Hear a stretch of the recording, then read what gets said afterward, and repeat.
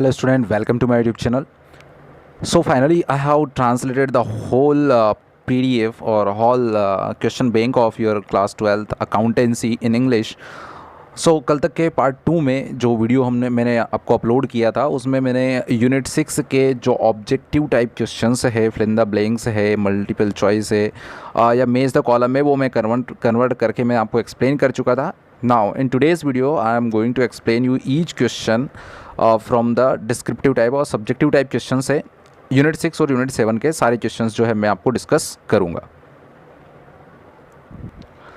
So let we start. 2 marks question, 3 questions है जो 2 marks के आते हैं. What is mean by long term loan. Long term loan का मतलब क्या है ये बताना है, डेफिनेशन लिखना है. What do mean by analysis of financial statement. Financial statement analysis का मीनिंग क्या है ये बताना है, इसकी भी डेफिनेशन लिखना है. What is common size statement. Common size statement जिसमें 2 ईयर्स की जो बैलेंस शीट है उन सभी चीज़ों का, असेट्स का सभी का कंपैरिजन होता है, इसकी डेफिनेशन लिखना है. How to calculate the cost of sold goods. बेचे हुए जो गुड्स है उसकी कॉस्ट कैसे निकालते हैं. What is net profit ratio. Net profit ratio क्या है, बहुत बहुत इंपॉर्टेंट है ये. विच is called quick asset. Quick assets किसको कहते हैं जो क्विकली सेल कर दी जा सकती है और कैश में कन्वर्ट हो सकती है, उनकी डेफिनेशन लिखना है. एक्सप्लेन द करेंट रेशो, ये भी बहुत इंपॉर्टेंट है. व्हाट इज़ वर्किंग कैपिटल क्या है, इसकी डेफिनेशन लिखना है. What is meant by accounting ratio. Accounting ratio का मीनिंग लिखना है. Which is called opening expenses. Operating expenses क्या होते हैं, इनकी डेफिनेशन देना है. व्हाट इज़ डेप्ट इक्विटी रेशो. डेप्ट इक्विटी रेशो क्या है. और 3 क्वेश्चन इसमें से आते हैं, 2-2 नंबर. ये केवल 11 क्वेश्चन है और 6 मार्क्स है, आप देख लीजिए. 4 और 5 मार्क्स का एक क्वेश्चन आता है, एक 4 मार्क्स का, एक 5 मार्क्स का. इसको समझा देता हूँ. Write the objectives of ratio analysis. Ratio analysis के objective. Write the limitation of financial statement analysis. Financial statement analysis की लिमिटेशन है. Write the main techniques of financial statement analysis. Financial statement analysis की main techniques को describe करना है. Write the importance of financial statement. Financial statement का importance, महत्व बताना है. Write the qualities of a good financial statement. एक अच्छा फाइनेंशियल स्टेटमेंट कैसा होना चाहिए, उसकी क्वालिटीज़ बताना है. उसके बाद आपको एक्सप्लेन करना है असेट. बैलेंस शीट में असेट साइड कौन कौन से हेड्स होते हैं कंपनीज एक्ट 2013 के अकॉर्डिंग, उनको बताना है. उसके बाद नेक्स्ट क्वेश्चन जो है वो भी बैलेंस शीट का ही है. बैलेंस शीट में लाइबिलिटी साइड कौन कौन से हेड्स होते हैं कंपनीज एक्ट 2013 के अकॉर्डिंग, उनको डिस्क्राइब करना है. उसके बाद एक कॉमन साइज स्टेटमेंट आपको प्रिपेयर करना है जिसमें कि आपको पार्टिकुलर्स अमाउंट दे रखा है 2008 और 9 दोनों का कंपैरिजन करना है, सेल्स का, उसके बाद सोल्ड गुड्स की कॉस्ट का, उसके बाद इनडायरेक्ट एक्सपेंसेस, टैक्सेस, सभी का आपको कंपैरिजन करना है. 9th वाला क्वेश्चन है, इसमें आपको कंपैरेटिव स्टेटमेंट बनाना है जो कि 31 मार्च 2008 को एंड हुआ ईयर है उसके लिए और 31 मार्च 2009 को एंड हुआ उसके लिए, दोनों ही सालों के लिए डाटास दे रखे हैं.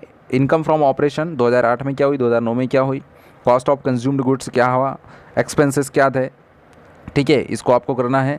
उसके बाद calculate the current ratio using the following information. इस इन्फॉर्मेशन दे रखी है आपको. स्टॉक ₹25,000, डेटर्स 20,000, बिल्स रिसीवेबल है 5,000 के, एडवांस टैक्स पेड है 2,000 के, कैश है 15,000 का, क्रेडिटर्स है 30,000 के, बिल्स पेएबल है 20,000 के, बैंक ओवरड्राफ्ट है 2,000 के, ठीक है. इसी के बेस पर आपको कैलकुलेट करना है. उसके बाद करंट रेशो कैलकुलेट करना है और लिक्विडिटी रेशो भी कैलकुलेट करना है, दोनों रेशो कैलकुलेट करना है, ठीक है. और इन्फॉर्मेशन दे रखी है, क्रेडिटर्स दे रखे हैं, bills payable, outstanding expenses, cash, debtors, cash at bank दे रखा है, स्टॉक दे रखा है, प्रीपेड एक्सपेंसेस दे रखा है और बिल्स रिसीवेबल दे रखा है. 12th वाला क्वेश्चन है जिसमें करंट रेशो गिवन है 3.5:1. यहाँ पर 3:5:1 नहीं है, ये क्या है 3.5:1. और वर्किंग कैपिटल दे रखी है 90,000 की. आपको अमाउंट कैलकुलेट करना है करेंट असेट का और करेंट लाइबिलिटीज़ का. उसके बाद लास्ट यूनिट आ जाती है, unit number 7, cash flow statement, ठीक है. बहुत इजी है, कोई दिक्कत नहीं है. आंसर देना है 1 वर्ड में, एक आता है 1 वर्ड या 1 सेंटेंस का एक आएगा. क्वेश्चन है which accounting standard is related to cash flow. Cash flow से कौन सा अकाउंटिंग स्टैंडर्ड रिलेटेड है वो लिखना है, उसका नाम अकाउंटिंग स्टैंडर्ड का, ठीक है. What is meant by cash equivalent in cash flow. Cash flow में कैश इक्विवेलेंट किसे कहते हैं या किन चीज़ों को कैश इक्विवेलेंट कहते हैं, यानी कि जो क्विकली है ना, 1 शॉट में जैसे आपको कैश चाहिए तो उन चीज़ों को आपने बेचा और कैश में कन्वर्ट हो जाएगी. What is the activity of buying and selling of long term assets called? Long term asset को खरीदने और बेचने की जो एक्टिविटी है वो क्या कहलाती है? When does the cash flow arises? Cash flow कब आता है या कैश फ्लो कब होता है, ये आपको लिखना है। What effect does acquire on increase in debtors? जब डेटर्स इंक्रीज होते हैं तो क्या इफ़ेक्ट जो है वो होता है? ट्रू फॉल्स दे रखे हैं, इसमें से भी एक आएगा और केवल 5 दे रखे हैं। Increase in current liabilities is added in operational activities. Current liabilities में इंक्रीज जो होता है वो ऑपरेशनल एक्टिविटी में ऐड किया जाता है। सेकंड क्वेश्चन है annual depreciation is a non cash item. Annual depreciation जो होता है वो एक नॉन कैश आइटम है, बिल्कुल सही है, क्योंकि इसमें कैश फ्लो रियल में बाहर नहीं जाता है।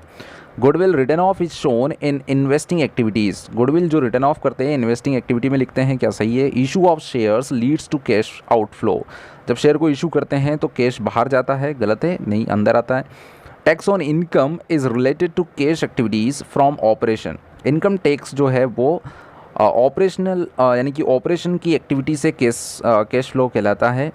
उसके बाद 5 मार्क्स का क्वेश्चन एक आता है इसमें से, right the difference between cash flow and cash budget. दोनों में डिफरेंस लिखना है, बहुत इंपॉर्टेंट है, क्योंकि एक और क्वेश्चन है इसी लेसन में, difference between cash flow end fund flow statement.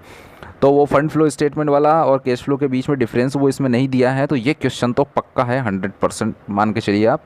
Right the objectives of cash flow statement. Cash flow statement के ऑब्जेक्टिव्स आपको लिखना है। उसके बाद आपको 5 आइटम्स लिखना है कैश इनफ्लो के, और 5 आइटम्स लिखना है आपको कैश आउटफ्लो के। 5-5 नाम लिखना है, जिसमें इनफ्लो के आइटम्स हो जाएंगे और आउटफ्लो के आइटम्स हो जाएंगे।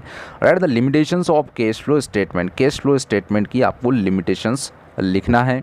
उसके बाद 5th क्वेश्चन है, from the following balance sheet calculate the cash flow from operating activities. Operating activities से आपको कैश फ्लो निकालना है। तो ऑपरेटिंग एक्टिविटीज़ में सीधी सी बात है, ऑपरेशन से जो जो इनकम्स हुई है उनको ऐड करते हैं और जो जो एक्सपेंसेस हुए हैं उनको माइनस करते हैं ऑपरेटिंग एक्टिविटी से। इसके अलावा अदर एक्टिविटी से, सपोज़ करिए कि फाइनेंसिंग एक्टिविटी से प्रॉफिट हुआ है या इनकम हुई है तो उसको माइनस करेंगे, और फाइनेंसिंग एक्टिविटी पे अगर एक्सपेंसेस हुआ है तो उनको प्लस करेंगे। ऐसे ही इन्वेस्टिंग एक्टिविटी का भी अगर कोई इनकम हुई है तो ऑपरेटिंग एक्टिविटी से कैश फ्लो निकालते समय इन्वेस्टिंग एक्टिविटी से जो इनकम हुई है उसको माइनस कर देते हैं, और इन्वेस्टिंग एक्टिविटी पे एक्सपेंसेस हुआ है उसको प्लस कर देते हैं। केवल वो इनकम प्लस होगी जो ऑपरेटिंग एक्टिविटी से हुई है, और वो एक्सपेंसेस माइनस होंगे जो ऑपरेटिंग एक्टिविटी से हुए, बाकी सब में उल्टा हो जाएगा।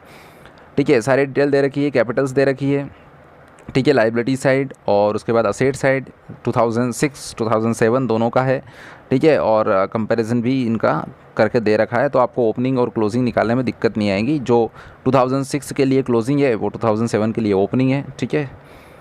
फ्रॉम द फॉलोइंग 6 वाला क्वेश्चन देखिए, from the following information calculate the cash from operating activities. इसमें भी ऑपरेटिंग एक्टिविटी से कैश फ्लो निकालना है। इसमें बैलेंस शीट दे रखी है 2017 और 18 दोनों की दे रखी है। इसी तरह से क्वेश्चन आएगा और उसी से बेस पर आपको कैलकुलेशन करना है। तो इतने ही क्वेश्चन इसमें थे स्टूडेंट्स, एंड आई होप कि आप समझ गए होंगे। इसका PDF जो है आपको अवेलेबल हो जाएगा, ठीक है, व्हाट्सएप नंबर में दे रहा हूँ, आप मैसेज करिए, और मैसेज में आप अपना नाम और कौन सा सब्जेक्ट आपको चाहिए उस सब्जेक्ट का नाम लिखिए। बिजनेस स्टडी चाहिए, अकाउंटेंसी चाहिए, इकोनॉमिक्स का अभी मैंने ट्रांसलेट नहीं किया है, तो 1 या 2 दिन में मैं आपको उसको अवेलेबल करवा दूंगा, तो वो भी आप पढ़ना शुरू कर देंगे, ठीक है। फिलहाल इन 2 सब्जेक्ट मैंने ट्रांसलेट कर दिए, बिजनेस स्टडी के कर दिए हैं और अकाउंटेंसी के कर दिए हैं।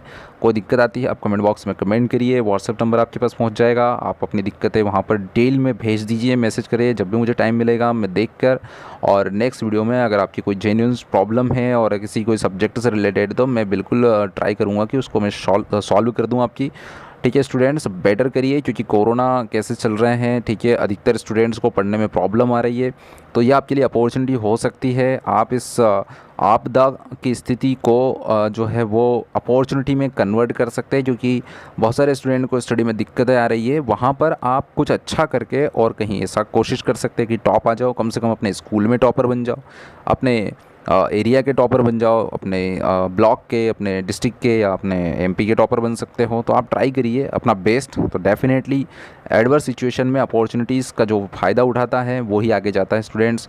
तो बेस्ट ऑफ लक। आज के इस वीडियो में इतना ही, थैंक यू वेरी मच।